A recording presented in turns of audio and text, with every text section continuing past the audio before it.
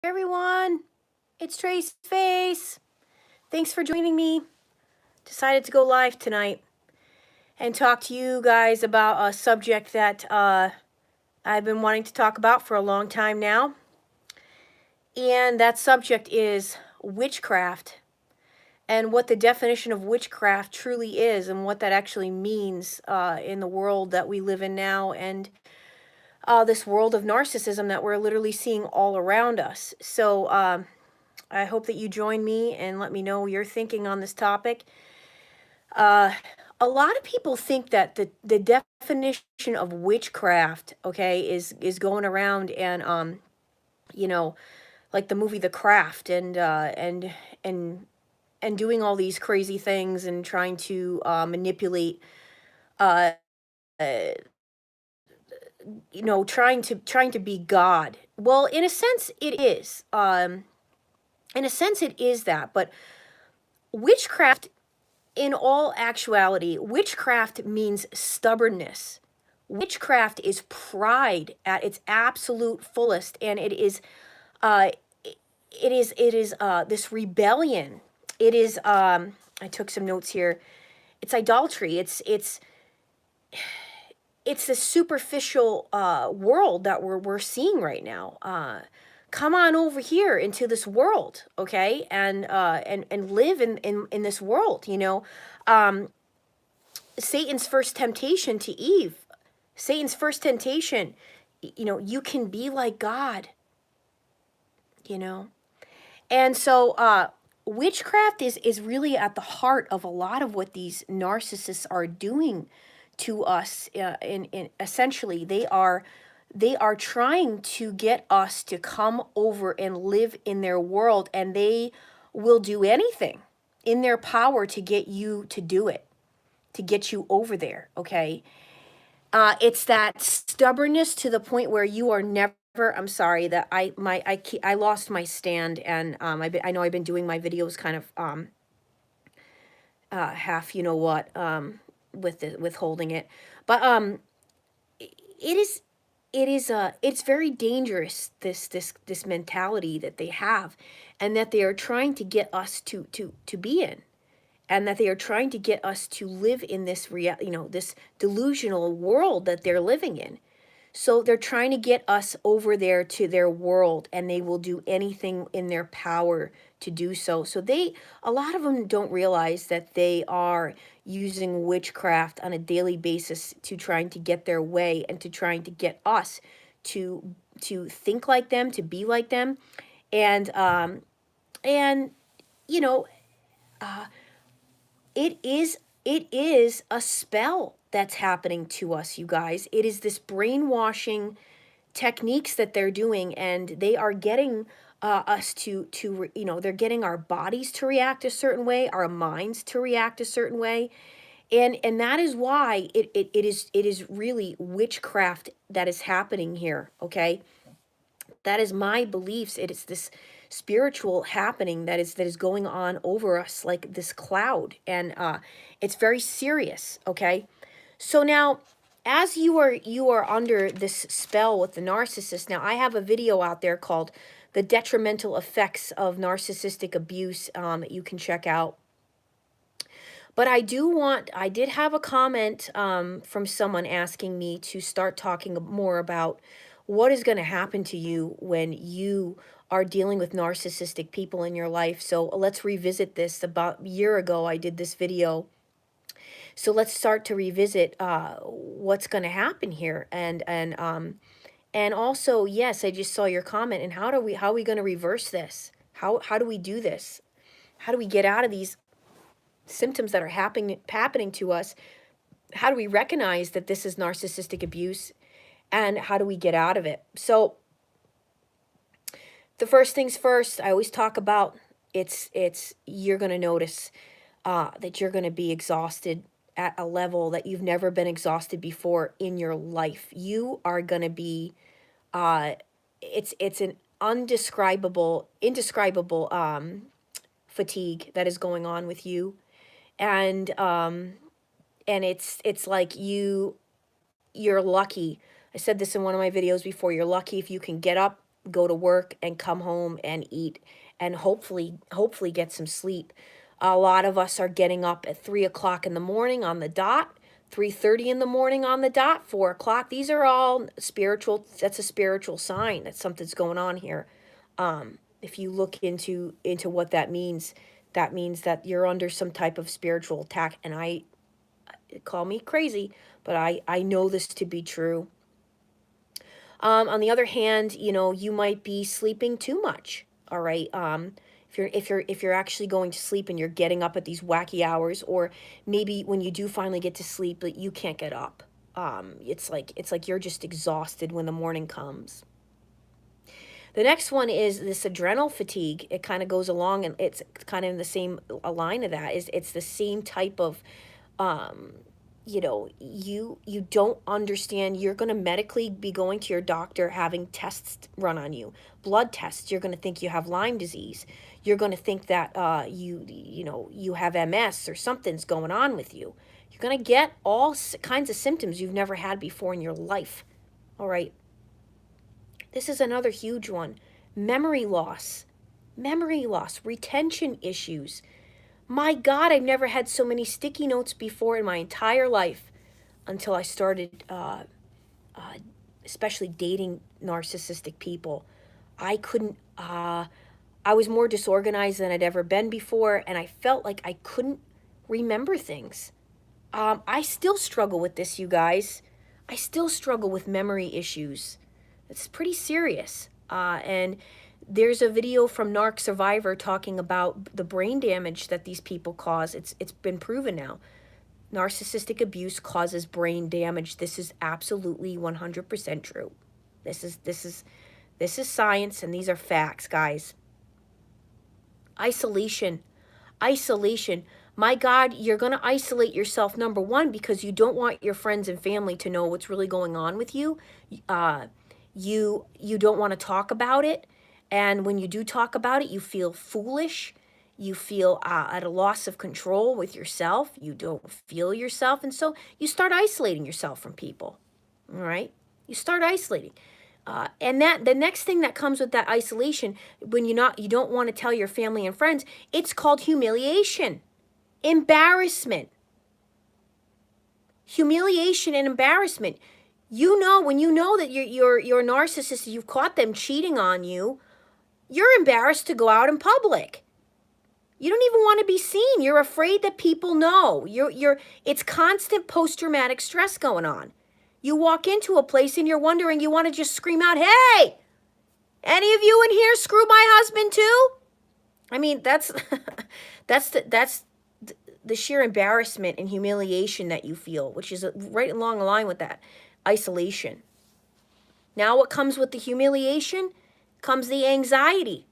You're anxious all the time. I can remember sitting up in bed, just sitting there picking at my scalp with these people, knowing what the heck is wrong with me. I couldn't sleep. There was a hidden camera on me. I mean, I probably looked like I was possessed at one point. Seriously. Looking over at them in bed, just like, you're losing it. The anxiety. What comes from the anxiety is the low. You get the high and then you get the low that comes right after it. So that there's that depression the next day. All right? Now let's talk about the addictions that come into place. A lot of you have talked to me about this. A lot of you commented on this.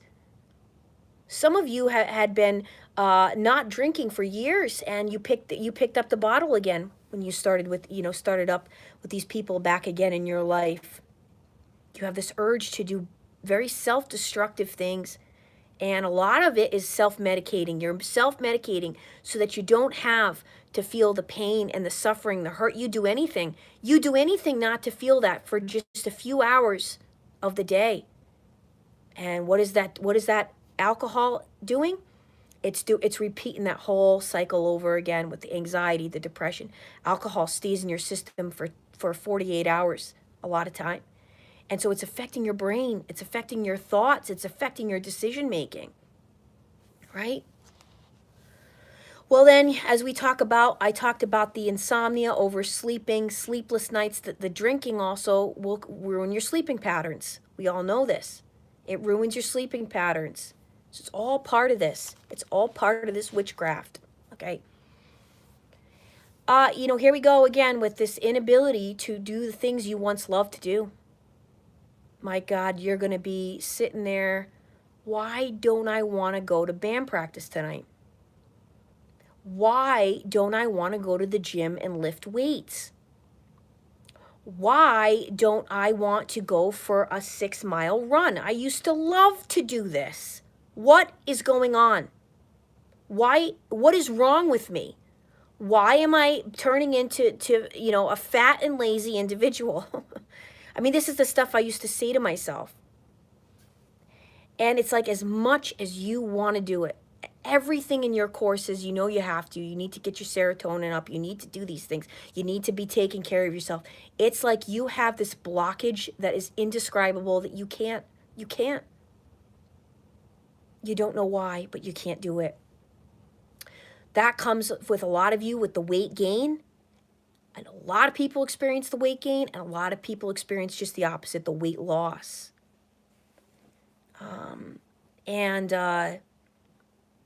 And so that's pretty serious, it's bad for your health either way. You're noticing that your body is doing these crazy things.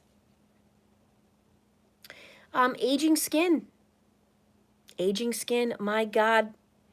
Guys, if you don't get out, you will age. You're going to age, okay? It's just inevitable. It's going to happen. It's a fact. These people stress you out to the point where you're going to age.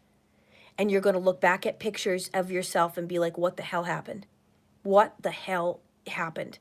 And it's not, first of all, all the stuff that I'm talking about, all the stress that this is causing, and we're going to get to the rest of what I wrote down, and it's not worth it, all right? None of these people are worth any of this that I'm talking about right now, okay?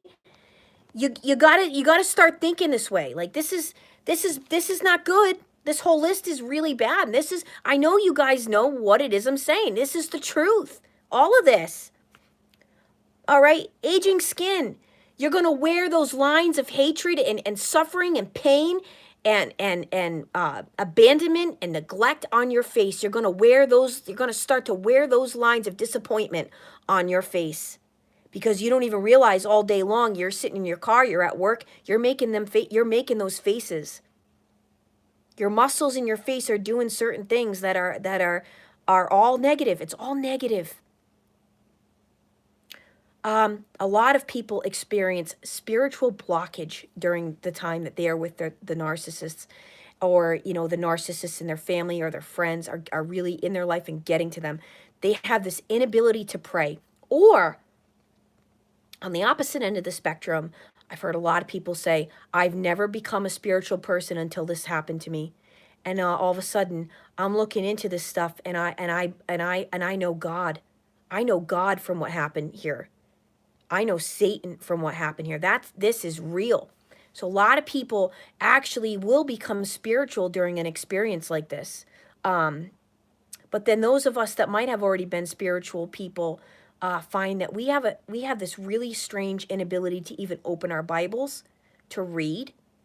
We'll start falling asleep listening to R.C. Blake's when everything about us wants to listen, and we could sit up and listen to the forensic files for hours, all negative, creepy stuff, right? Sit up and listen to that. But the minute we start listening to Derek Prince or R.C. Blake's, we're falling asleep. Next thing you know, we're falling asleep. Yeah, that's a spiritual blockage over us that doesn't want us to get that word in, doesn't want us to heal, wants us to stay right where we're at. Hair loss. So a lot of people, their hair starts falling out. Digestive issues. I already talked about the addiction and self-medication. Low self-esteem. I know a guy that I used to work with, and he's such a great guy, and such a hard worker. He really helped a lot of people in his lifetime with disabilities find jobs, and I had the pleasure of working with him for 10 years. Well, his wife at the time was so abusive to him did all this stuff to him, cheated on him left and right, would come home 3 o'clock in the morning. He developed this stuttering and stammering that he never had before in his life. And he would do this. It was awful. It was awful to watch. It was excruciating. And that was the abuse going on there. All right. Fast forward 5 years later, he finally divorced her. I saw him out a few years ago. He was a different person. He was back to his old self. In fact, he was more confident, more with it, more, more himself than ever. So this can happen. I see that the camera is doing the weird thing here. I'm going to try and wrap this up. So the stammering and stutter. The main thing, guys, is the negative thinking, okay? The negative thinking that's going to occur with these people. It's bad. And a lot of it can lead to suicidal and morbid thoughts, all right? I've talked before in my videos about headaches, migraines, muscle aches, shallow breathing. You're not breathing properly. Back pain. Back pain's a huge one. Sexual issues. You don't have a sexual drive anymore, or you're having reproductive issues. Okay? It's all bad. It's all bad, guys. Yes, I just saw a comment. You have to understand that, yes, people that are believers and have faith, you are going to be attacked. You have to be on guard. You will be attacked. These people will come out of left field to try and stop you on your mission to believe in Jesus Christ. They don't want you to do that. And also, they're just going to go after good-hearted people in general because they sense that you are, and they don't want you to be. They want you to be evil and rotten and stinking just like them. Evil. Okay? I hope that this makes sense. I can see the choppiness going on right now in the video, so I'm sorry for that. I'm really happy to see I've had the most people watching me tonight than I've ever had. Thank you so much for being a part of my channel and supporting me. And if you are interested in doing any of the groups, I'm going to have a male group. I'm going to have a female group. And I'm also going to be doing another prayer and fast. So please contact me.